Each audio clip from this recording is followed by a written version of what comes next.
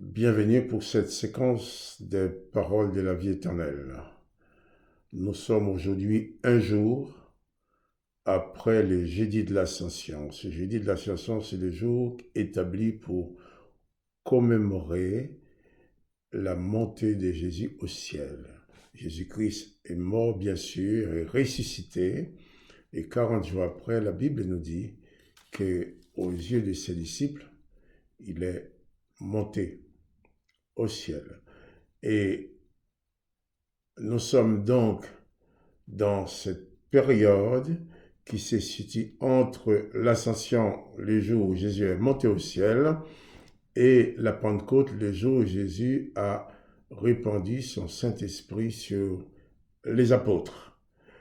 Ainsi, je vais lire avec vous quelques textes qui montrent un peu ce qui s'est passé au moment de l'ascension et qui prédit ce qui va passer durant et pendant ces 10 jours après l'ascension et jusqu'au jour de la Pentecôte. Je pense que ça se fera en plusieurs vidéos pour ne pas être très long, mais je vais commencer par lire ces textes des Actes des Apôtres, chapitre 1er, où Luc écrit « Théophile, j'ai parlé dans mon premier livre de tout ce que Jésus a commencé de faire et d'enseigner dès les commencements. » Je vais mettre l'accent tout de suite sur, il est dit, Jésus a commencé de faire. Jésus est venu commencer un travail. Théophile, j'ai parlé dans mon premier livre de tout ce que Jésus a commencé de faire et d'enseigner dès les commencements jusqu'au jour où il fut enlevé au ciel, ce qu'on a fêté hier, après avoir donné ses ordres par le Saint-Esprit aux apôtres qu'il avait choisis. Après qu'il eut souffert, il leur apparut vivant et leur en donna plusieurs preuves, se montrant à eux pendant 40 jours et parlant des choses qui concernent le royaume de Dieu. Comme Jésus se trouvait avec eux, il leur recommanda de ne pas s'éloigner de Jérusalem, mais d'attendre ce que le Père avait promis. Ce que je vous ai annoncé, leur dit-il, car Jean a baptisé d'eau, mais vous, dans peu de jours, vous serez baptisés du Saint-Esprit. Alors, les apôtres réunis lui demandèrent, « Seigneur, est-ce en ces temps-là que tu rétabliras le royaume d'Israël ?»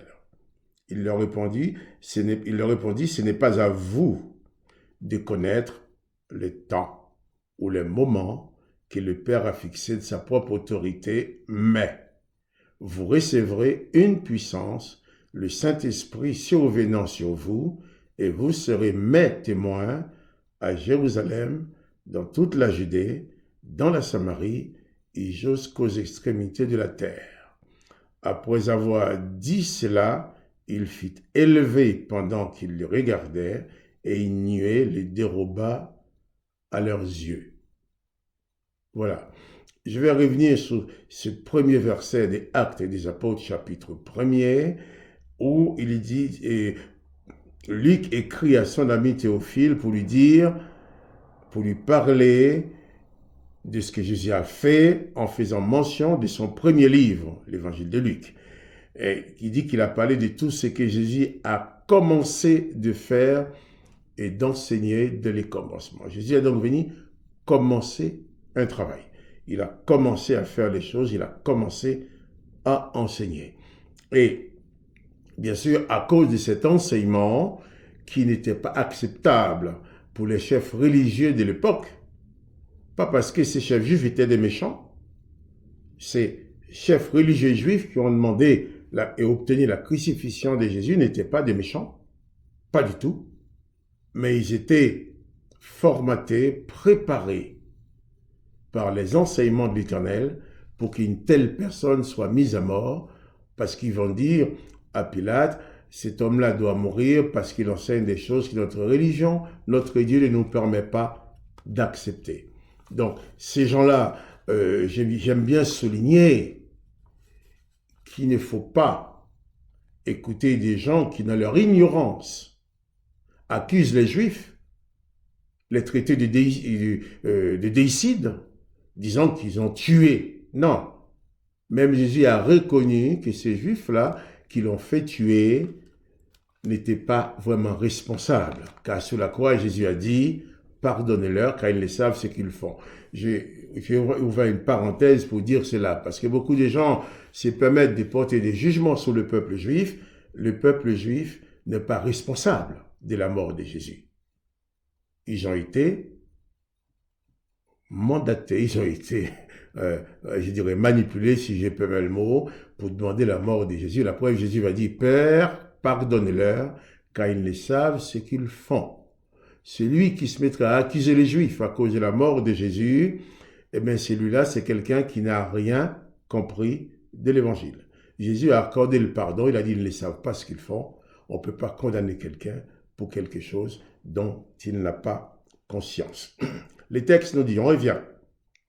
Après que Jésus eut souffert, il apparut à ses disciples, il a donné des preuves et il leur a parlé.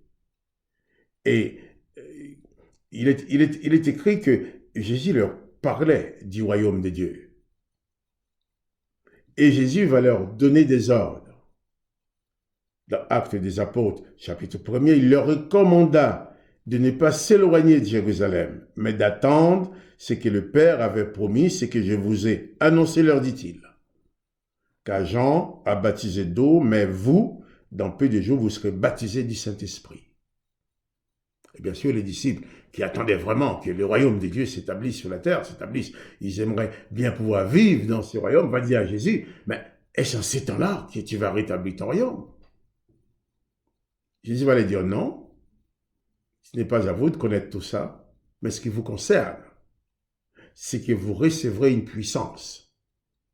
Une puissance. Soulignons bien le mot puissance. Le Saint-Esprit survenant sur vous, et à cause de cette puissance du Saint-Esprit, avec l'aide de cette puissance du Saint-Esprit, vous serez mes témoins à Jérusalem, dans la Judée, dans toute la Samarie, dans toute la Judée, jusqu'aux extrémités de la terre. Jésus parle du Saint-Esprit comme étant une puissance. Si j'essaye de prendre des comparaisons matérielles ou physiques, quand vous voyez la voiture qui passe à toute vitesse, la voiture fonce parce qu'il est poussé, il est propulsé par la puissance de son moteur. Quand vous voyez l'avion qui décolle avec des centaines de tonnes de matériel ou des personnes dedans, et ça roule et ça décolle, eh bien c'est la puissance du moteur.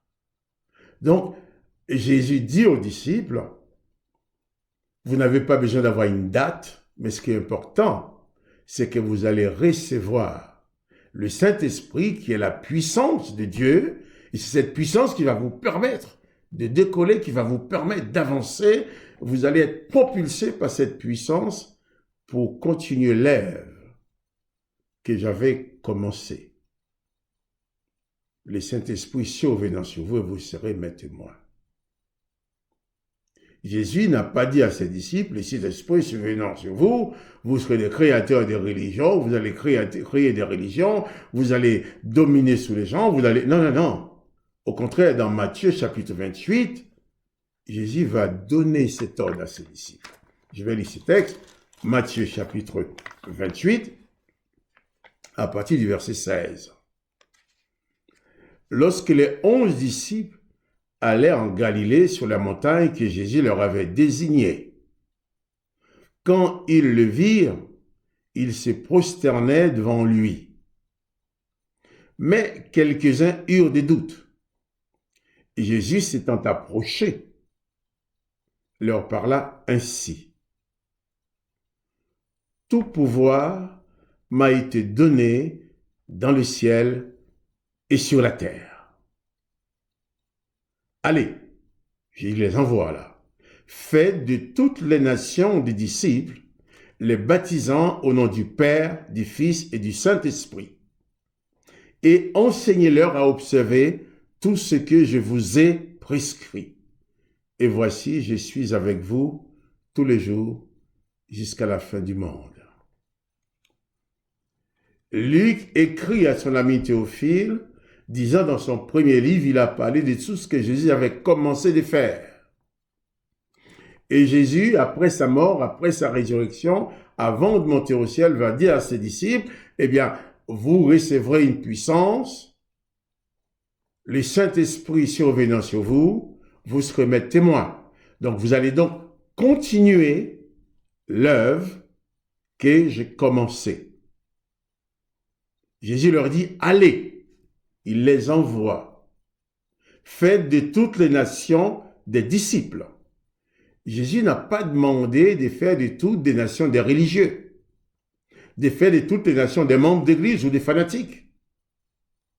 Il a dit d'en faire des disciples, les baptisant au nom du Père, du Fils et du Saint-Esprit. Et Jésus-Christ dit ceci, très important. Faites de toutes les nations des disciples, les baptisant au nom du Père, du Fils et du Saint-Esprit, et enseignez-leur à observer tout ce que je dis bien je, vous ai prescrit. Jésus n'a pas demandé d'aller fabriquer des religieux ou des membres d'église ou des fanatiques à qui on va enseigner toutes sortes de choses qui sont contraires aux enseignements de Jésus-Christ. Enseignez-leur à observer tout ce que je vous ai prescrit. Si aujourd'hui, vous vous mettez à enseigner, et on se met à vous enseigner ce que Moïse a prescrit, vous n'êtes pas dans les cadres de Jésus-Christ. Si vous enseignez et on vous enseigne ce que Élie a prescrit, ce que Isaïe a prescrit, ce que d'autres ont prescrit, vous n'êtes pas dans le cadre de Jésus-Christ. Vous êtes dans le cadre de votre religion, avec sa doctrine, d'ailleurs qui ne vous amènera jamais à la perfection, qui ne vous amènera jamais à accomplir la volonté de Christ. Mais si on vous enseigne ce que Jésus-Christ lui-même a prescrit, alors ceux qui vous enseignent se trouvent dans la lignée de la mission de Christ, parce qu'ils vous enseignent ce que Jésus-Christ a prescrit. Aujourd'hui, beaucoup d'hommes et de femmes nous appellent à retourner, à nous plonger dans les œuvres de Moïse, dans les écrits de Moïse, d'Élie, à imiter Élie, à avoir les prophètes Élie comme modèle, à avoir Moïse comme modèle, à parler d'autres. Mais Jésus a dit, enseignez-leur à observer ce que je vous ai prescrit. La seule mission que Jésus-Christ a confiée à ses disciples, c'est de faire des disciples, pas de faire des religieux, pas de faire des membres d'église, pas de faire des fanatiques, pas de faire des fanatiques, mais il dit de faire des disciples. Et dans un autre texte, Jésus dit à ses disciples, un disciple accompli sera comme son maître. Mais il dit surtout, il faut faire des disciples en enseignant uniquement ce que lui, Jésus, a prescrit. Et dans ce cadre-là, Jésus dit, si vous enseignez ce que je vous ai prescrit, voici, je suis avec vous tous les jours jusqu'à la fin du monde. Quand vous appelez ceux qui veulent être chrétiens, ceux qui veulent suivre le Christ, quand vous les appelez à prendre Élie comme modèle, vous êtes complètement à côté de Jésus-Christ. Quand vous leur demandez de prendre Moïse comme modèle, vous êtes complètement à côté de la mission de Jésus-Christ. Vous accomplissez votre mission à vous, mais pas celle de Jésus-Christ. Il y a une démonstration que le Père a voulu donner aux disciples, Pierre, Jacques et Jean avec Jésus, sur la montagne dite de la transfiguration. Lorsqu'ils ont vu Élie et Moïse s'entretenant avec Jésus, Pierre, le fougueux, qui est toujours prêt à parler, va dire, « Eh bien, Seigneur, là c'est formidable. » Pierre était content de voir réunir ces trois amours. Pierre aimait beaucoup Élie, comme l'un des principaux prophètes de l'Ancien Testament. Il aimait Moïse, comme l'un des principaux de l'Ancien Testament. Il va dire à Jésus, on va faire 3 maisons. Une maison pour Élie, une maison pour Moïse, une maison pour toi. Qu'est-ce qui s'est passé? Le Père a fait tomber une nuée sur eux. Et même sont tombés à Bazoudi. Quand ils sont réveillés, ils se sont réveillés en entendant la voix du Père qui dit, « Celui-ci est mon Fils bien-aimé, en qui j'ai mis toute mon affection, écoutez-le. » Et quand ils ont regardé, il n'y avait que Jésus devant eux. Avant, il y avait les 3 qui étaient là. Le Père aurait pu leur dire, « Ceux-ci sont mes fils bien-aimés, écoutez-les. » Mais il a dit, « Celui-ci, Jésus, est mon Fils bien-aimé, écoutez-le. » Quand on vous enseigne à écouter Moïse, à écouter Élie, à les imiter, Élisée et autres, ceux qui vous enseignent cela ont pour objectif, même sans le vouloir, de vous enfoncer dans l'imperfection, de vous éloigner le plus possible de Jésus-Christ. Or, Jésus-Christ a dit, enseignez-leur à observer ce que je vous ai prescrit. Car l'esprit de Jésus-Christ ne peut pas vous conduire à faire les mêmes choses que l'esprit de Moïse peut vous conduire à faire. L'esprit de l'Éternel qui animait Élie ne peut pas te conduire à accomplir les œuvres du Christ. L'esprit de l'Éternel qui était sur Élie, c'est l'esprit par lequel Élie pouvait commander que le feu descende du ciel et brûler ses ennemis. Mais lorsque Jacques et Jean a demandé à Jésus de faire la même chose pour faire disparaître les Samaritains, les textes nous disent que Jésus les réprimanda sévèrement en disant, vous ne savez pas de quel esprit vous êtes animés. Ce n'est pas mon esprit, ça. Je ne suis pas venu pour cela. Mon esprit ne vous conduira jamais à détruire les âmes. Je suis venu pour leur sauver. Pour sauver les âmes, mais pas pour les détruire. Jésus dit, enseignez-leur à observer tout ce que je vous ai prescrit. Voilà un autre texte que je vais lire avec vous pour finir. Dans l'évangile de Jean, chapitre 20, à partir du verset 19. Voilà ce qui est écrit. Le soir de ce jour qui était le premier de la semaine, les portes du lieu où se trouvaient les disciples étaient fermées à cause de la crainte qu'ils avaient des Juifs. Jésus venait de mourir et ressuscité. Jésus vint, se présenta au milieu d'eux et leur dit, « La paix soit avec vous. » Et quand il dit cela, il leur montra ses mains et son côté. Les disciples furent dans la joie en voyant le Seigneur. Jésus leur dit de nouveau, « La paix soit avec vous. » Écoutez ce que dit Jésus maintenant. « Comme le Père m'a envoyé, moi aussi je vous envoie. » Après ces paroles, il souffla sur eux et leur dit, « Recevez le Saint-Esprit. Ceux à qui vous pardonnerez les péchés, ils leur seront pardonnés. Et ceux à qui vous les retiendrez, ils les seront retenus. » Jésus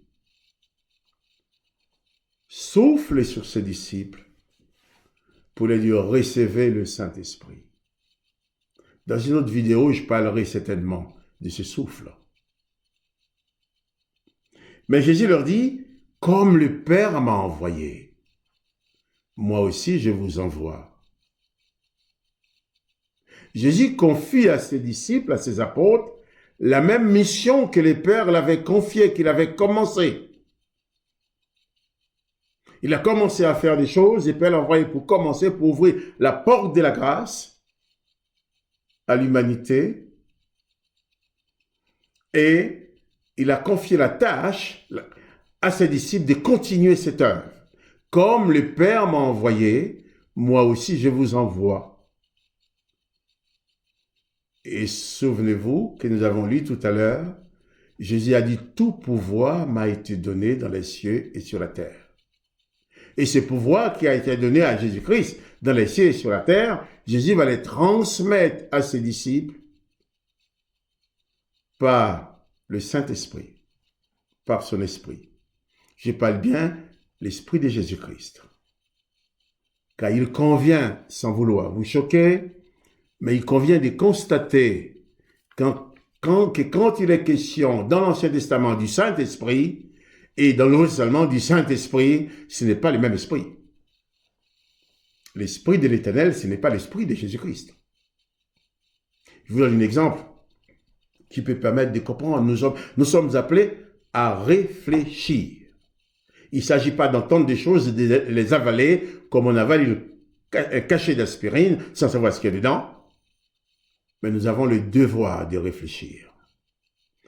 Quand vous invoquez l'Esprit de l'Éternel sur votre vie, vous n'invoquez pas du tout l'Esprit de Jésus-Christ. Voilà l'exemple que je vais vous donner pour réfléchir. Lorsque Jésus a rencontré l'apôtre Paul sur le chemin de Damas, Shaul de Tarse, il s'appelait, sur le chemin de Damas, il s'est rendu à Damas pour arrêter les Juifs, pour les faire mourir comme il l'avait fait pour Étienne. Jésus l'a rencontré. Et à la lumière de Jésus qui a ébloui ses yeux, Paul est devenu aveugle. Pas pour le punir, mais pour le détourner de ses chemins. Où Jésus va lui dire, « Shaoul, Shaoul, pourquoi me persécutes-tu » Jésus va demander à Paul de se rendre, bien sûr, à la ville de Damas. On va le conduire dans la maison d'un certain Judas. Arrivé là, Paul était aveugle. Paul ne pouvait pas comprendre ce qui lui était arrivé. Mais il savait quand même qu'il avait rencontré le Seigneur. Le Seigneur Jésus va parler à un disciple de Damas qui s'appelle Anania. Il va envoyer Anania.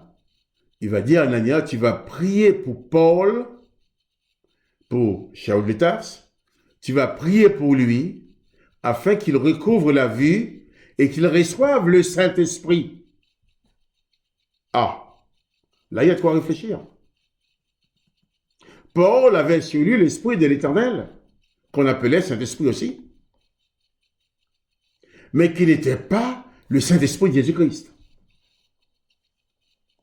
Si ça avait été le même esprit, le Seigneur Jésus n'aurait pas demandé à Anania de prier pour que Paul reçoive le Saint-Esprit, puisqu'il l'avait déjà au service de l'Éternel.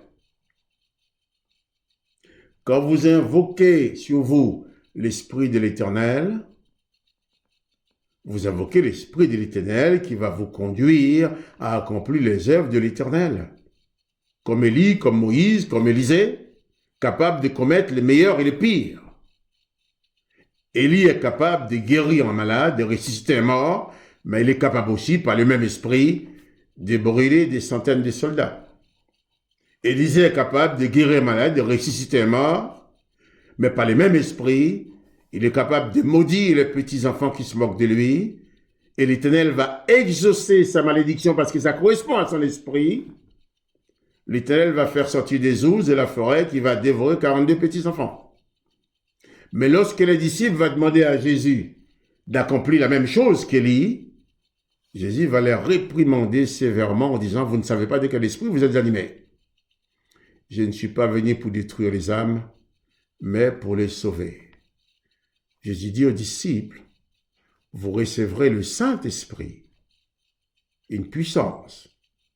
Et avec cette puissance-là, vous serez capable d'être mes témoins. » C'est-à-dire de produire mes œuvres, de représenter ma présence à Jérusalem, dans la Judée, dans la Samarie et jusqu'aux extrémités de la terre. Comme le Père m'a envoyé, moi aussi je vous envoie. Allez, faites de toutes les nations des disciples, les baptisant au nom du Père et du Fils et du Saint-Esprit, et enseignez-leur à observer ce que je vous ai prescrit. Parce que tout le monde a prescrit. Enseignez-leur à observer ce que je vous ai prescrit. Et dans ce cadre-là, voici, je suis avec vous tous les jours jusqu'à la fin du monde. Demeure exclusivement dans l'enseignement de Jésus-Christ et tu produiras ses œuvres. Invoque sur ta vie uniquement l'Esprit de Jésus-Christ. Sois sûr à chaque moment de ta vie de quel esprit tu es animé.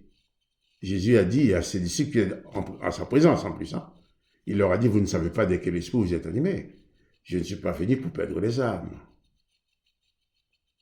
Faites des disciples, enseignez-leur à observer ce que je vous ai prescrit. Notre mission est d'enseigner tous ceux qui s'approchent de nous à observer ce que Jésus-Christ lui-même a prescrit. Ainsi, Jésus-Christ promet d'être avec toi tous les jours jusqu'à la fin du monde. Prépare-toi et aspire à vivre aussi une nouvelle Pentecôte qui va te permettre d'être rempli de l'Esprit de Jésus-Christ pour pouvoir produire uniquement ses œuvres. Il a dit, enseignez-leur à observer ce que je vous ai prescrit. Et voici, je suis avec vous tous les jours jusqu'à la fin du monde. Sois béni, sois rempli du Saint-Esprit de Jésus-Christ et produis chaque jour dans ta vie des œuvres de Jésus-Christ. Et je te dis à bientôt pour une nouvelle séquence de paroles de la vie éternelle.